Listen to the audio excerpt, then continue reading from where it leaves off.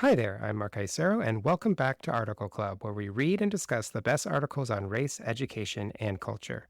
It's October, everyone, and I'm proud that we're coming up on our 51st discussion here at Article Club.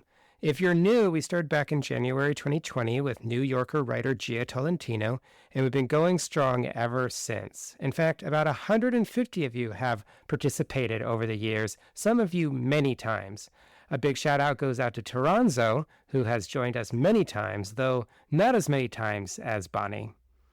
Now, if you've never done a discussion, you're warmly invited. This month, I'm honored to announce that we'll be doing a deep dive on an article by journalist Olivia Carville.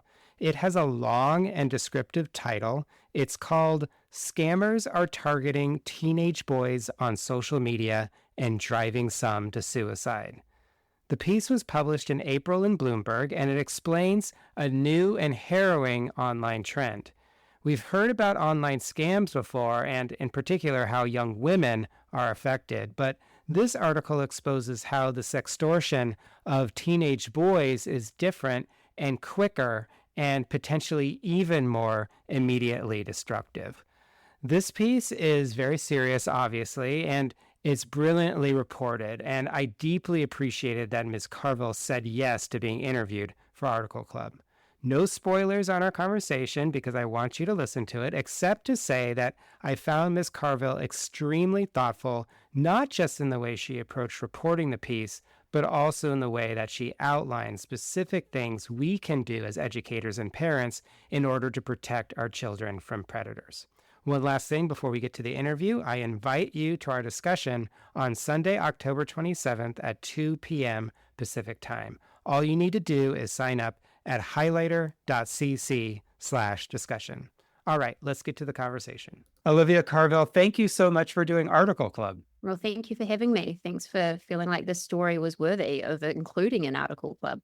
It definitely was, not just for the depth of the reporting, but also the quality of the writing and the topic, which just sort of blew my mind. Even though I'm an educator, this one was a surprise and it was pretty stark. And so my first question is sort of like, how did you come about this story? Did your editor sort of share it with you? And also, what were your first impressions? So I've been reporting on child safety online and the dark sides of social media apps or smartphone usage among kids for a number of years at Bloomberg.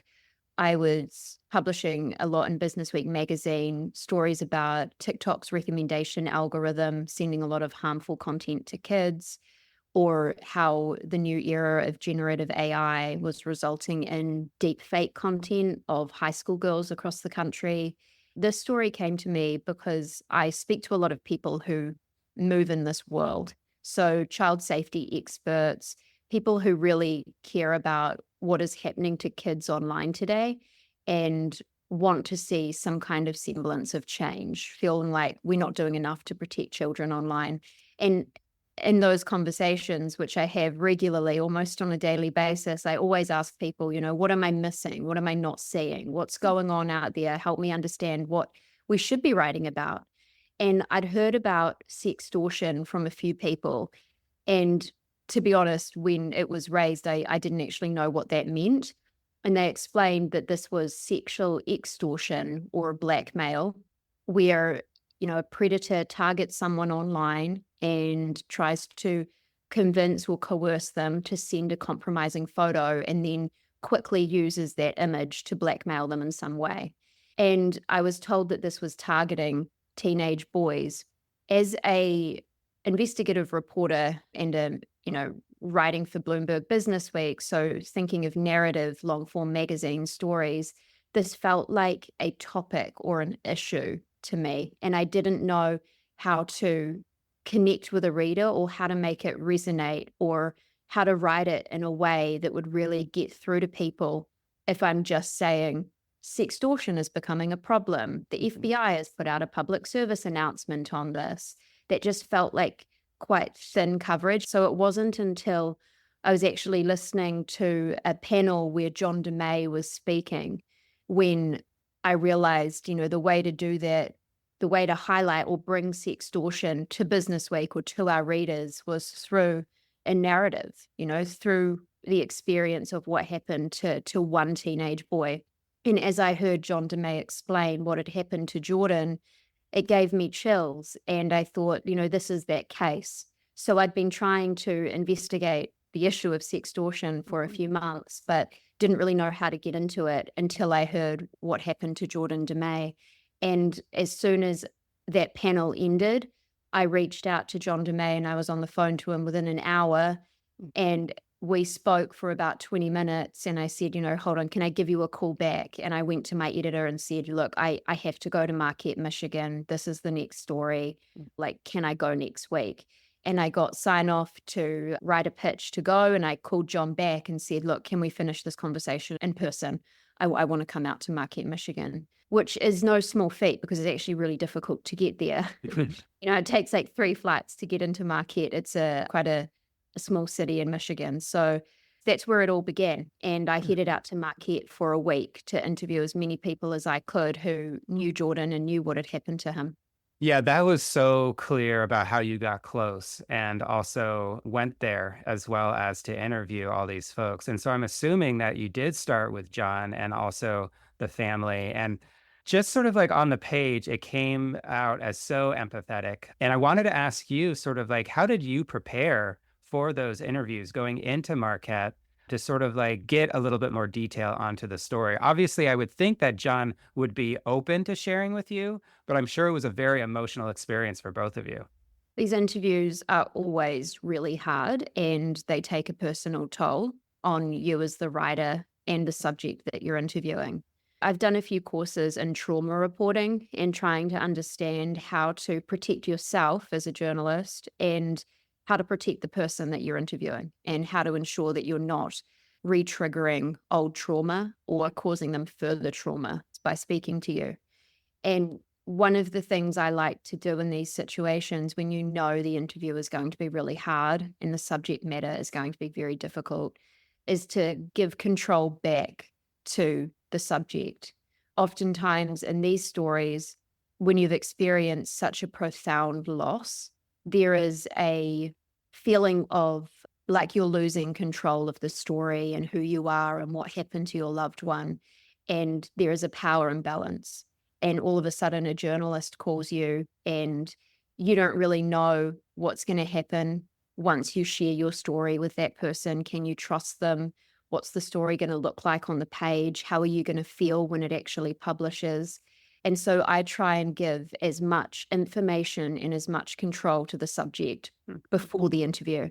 So in the case of John DeMay and Jordan's mother, Jen Buter, it was giving them information about who I am, why I want to write this, why I think this is important for readers, what the interview process is going to look like. It's likely going to take 2 to 3 hours.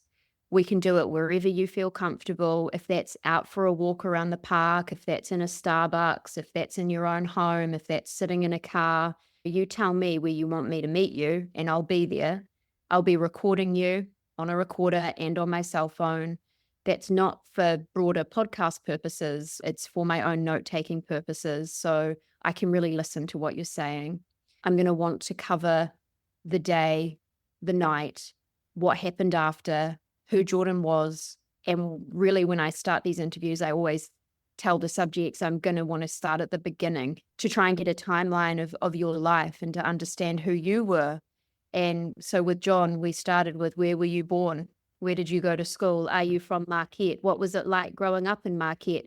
Those very basic questions. And I throw those softballs at the start just to get them comfortable and understanding like the process. And I don't want to go straight in to tell me about the worst day of your life. So I explain all that to him on the phone, and that at Businessweek or at Bloomberg, we have a no surprises policy. So we're going to talk through the story before it's published so you know what's going to come. If you have any questions for me, don't hesitate to reach out. Here's my personal cell phone number. I want them to feel like they are in control of the story and that they can trust me and that they can get as much information as they need from me before we proceed. And on that vein, I think it is really important to give your subjects even information that could hurt you as a journalist, that could result in them saying no. So when I was talking to his girlfriend, Kyla, she was very unsure about whether she wanted to do this. She had spoken to, I think, a local television station, and she felt uncomfortable about how the interview had been used. And she was also young and trying to move on with her life and going to college. And, for her, it's like, how do I get past this? And reliving everything was bringing her back, and it wasn't good for her mental health. And so we spent a long time on the phone talking about the pros and the cons. If you do this, this is why you might feel like it helps you in the long run, or it empowers you, or that you feel like you're doing everything you can to raise awareness of what happened. But the flip side of that is maybe it actually isn't good for your own mental health. And that's the most important thing. So some of the cons to you being involved is your name is going to be in this story for years to come. So when you try and get a job and someone searches you, this is going to come up. Maybe 10 years from now, you don't want to be attached to this anymore. The story is still going to come up, and making sure she was aware of that and that she had the chance to choose a pseudonym or maybe only use her first name. And I've always felt that in stories like this, when the subject is just so horrifying, having some humanity, some level of like connection with the people you're talking to so they feel like they can trust you, helps me get to a place as a journalist where I can ask some really difficult questions, some very pointed questions, like, how did he get the gun? Things that you could only ask once they feel like there is a level of trust and a level of control, and they feel like they understand what's happening. Yeah, thank you so much for that. It just seems like such an approach with empathy, but also with thoroughness and with clarity is so important with all of your subjects. And I think that really came across also about how you reported the actual evening, which was so harrowing and also so quick for me as a reader, thinking that Jordan got this late in the evening and then ended his life early in the morning, just in a few hours. And what was also so striking is that you reported it so clearly, but also included the text exchanges as well. And especially at the beginning of the article, it was just so scary to me about how easily a teenager could be duped into this. It just felt so real. But I know that you probably had to make choices about what to include, what not to include. How did you decide to include the details? Like, it seemed like you were really wanting to make clear to the reader that this did happen and that this does happen. Yeah, that's right. I think what I was trying to do as a writer, as a journalist, is to show readers that this could really happen to anyone. Put yourself in Jordan's shoes and understand the amount of angst and fear he was experiencing, and understand that this crime could impact anyone in any community across the country. And that's what I think Jordan DeMay's story does for us, is it humanizes this crime in a way that you can see what happened. And I came away from Marquette with that kind of sense of purpose and mission after speaking to the lead detective from the sheriff's office.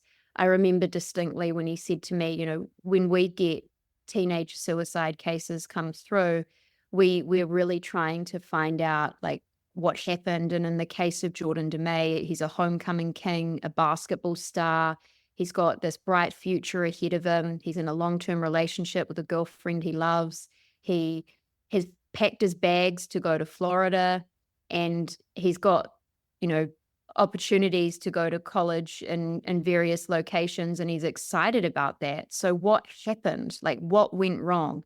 And he said that he could see the what, like what actually physically happened when he walked into Jordan's bedroom the morning of when the call came through to the sheriff's office. But it was the why that was bothering him. Like, why did this happen? And he couldn't understand. There were no clues. There were no physical clues in that bedroom to help him understand why Jordan did what he did. And that resulted in this investigation.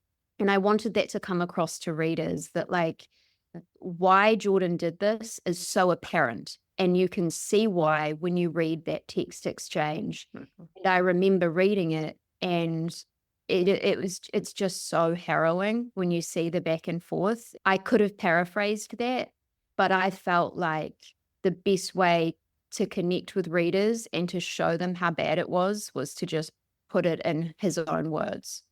Show them what was said rather than telling them how it was said. And that's why we decided to include quite a long back and forth. You don't see that happen often in magazine stories like this, but I thought it was the most effective way to show people what really happened that night.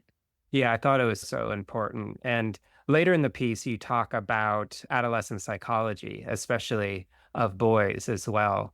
And even as an educator, and I know that there are a lot of parents who also read Article Club, it was just so shocking because they want to believe that this wouldn't be possible for their kid.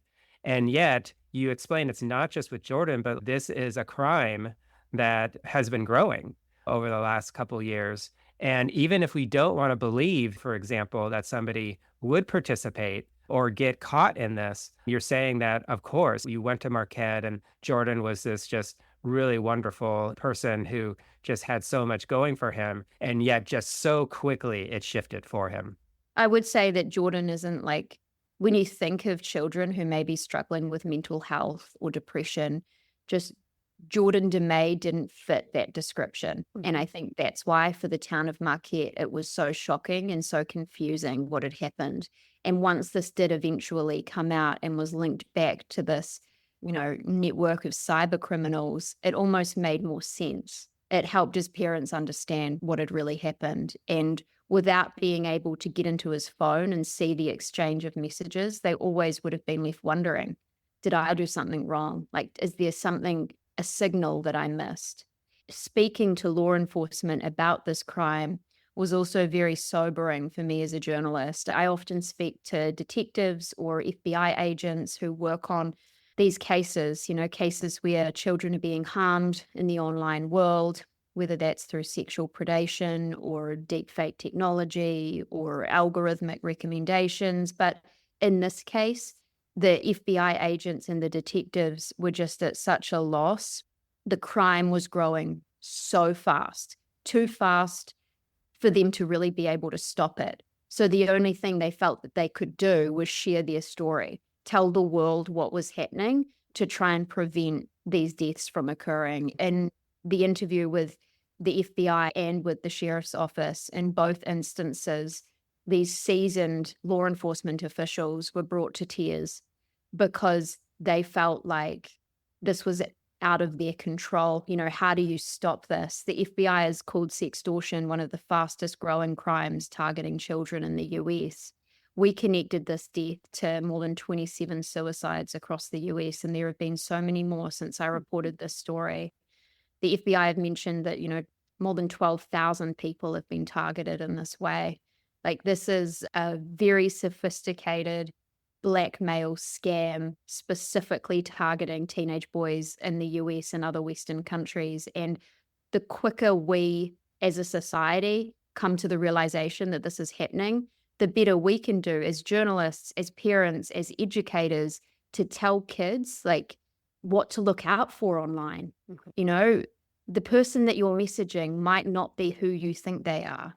Yeah, absolutely. Because with the criminals, which you speak about in your piece, it was really truly scary and also relentless. And as you say, like really sophisticated. This idea that they have how-to guides and how they were proliferating also on different media as well. This idea that it wasn't just sort of like an email that you would receive with really a lot of grammatical problems. It definitely felt very real, not just to Jordan, but even to me as a reader. And it was very frightening. And I agree with you that we need to continue to message out to our young people, because I think that maybe as educators, like we think that if we say it once or if we sort of share that out to our young people, that therefore they're just going to learn it.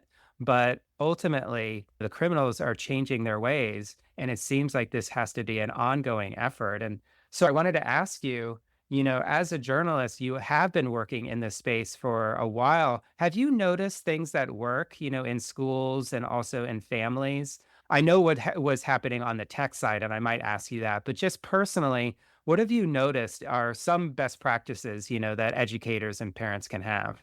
That's a great question. I remember after this story came out, I went on Bloomberg television just to talk about it, which is something we regularly do at Bloomberg, is kind of promote our work across radio or TV to get more people to read or watch. As I came off the Bloomberg television set, there was a CEO sitting in the green room waiting to go up next for an interview. And he said, I was just watching that. Were you the writer who did the piece on sextortion on that teenage boy from Michigan? And I said, yes, I was, as they were taking my microphone off. And he said, oh my God, I read that yesterday on the train and I couldn't put it down. I read the whole thing through once. And as soon as I got home, I went into my 15-year-old son's bedroom and I sat him down and I said, I need you to read this. And I sat with him as he read the entire article too. And this is a long article. This is like 4,000 to 5,000 words. So it takes a while to read it. And he said to his son, I was young once.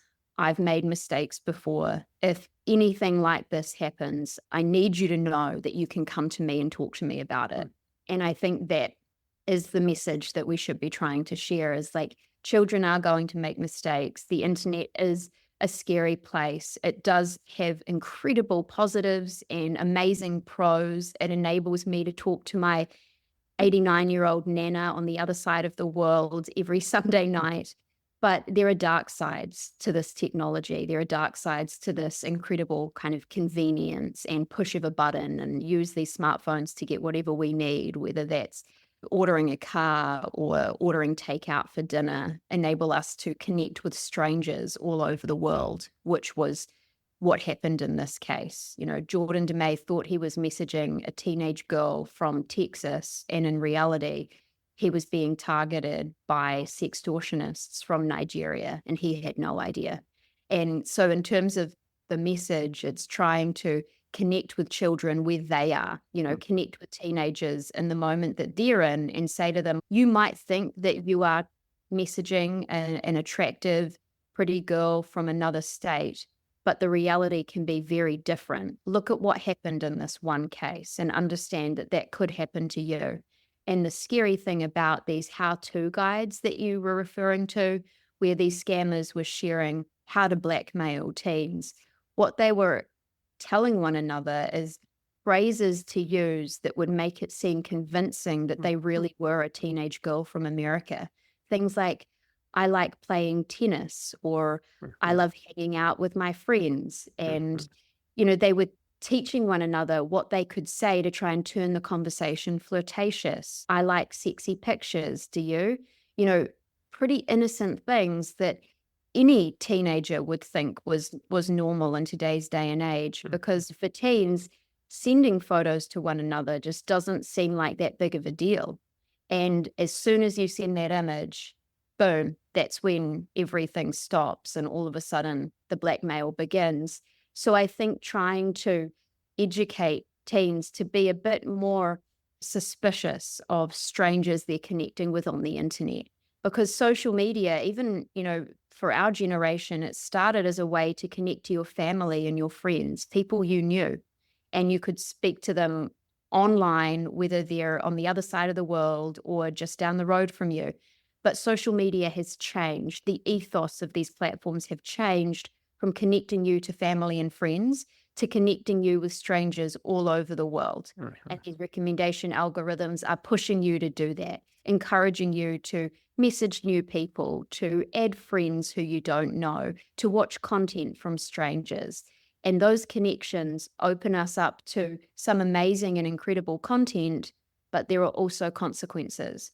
And I think that teenagers today need to understand that, because, you mentioned the psychology of teens and of someone who's Jordan's age. He was 17 when he died.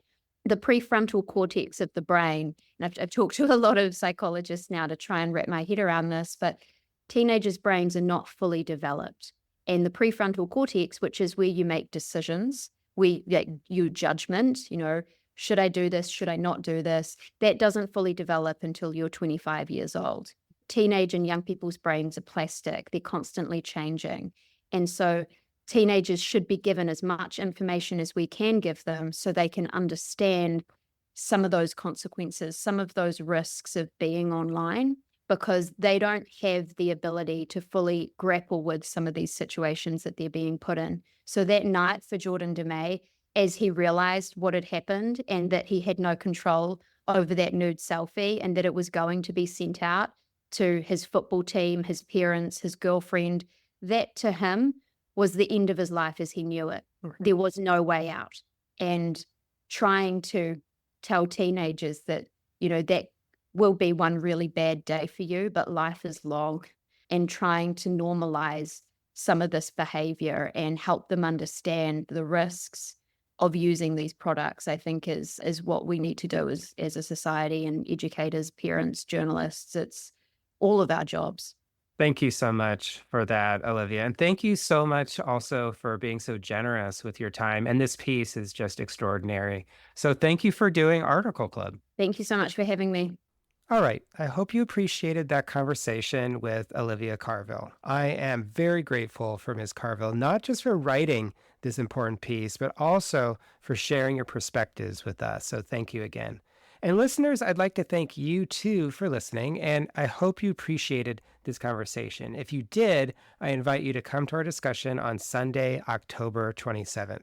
We'll be on Zoom starting at 2 p.m. Pacific time, and you can sign up at highlighter.cc/discussion. If that's not your thing, please feel free to do all the other things. You can share Article Club with your friends, rate this podcast 5 stars on Apple, subscribe to the newsletter, or even get a paid subscription if you're feeling generous. You can do all of that at articleclub.substack.com. Thank you again, and hope you have a great weekend ahead.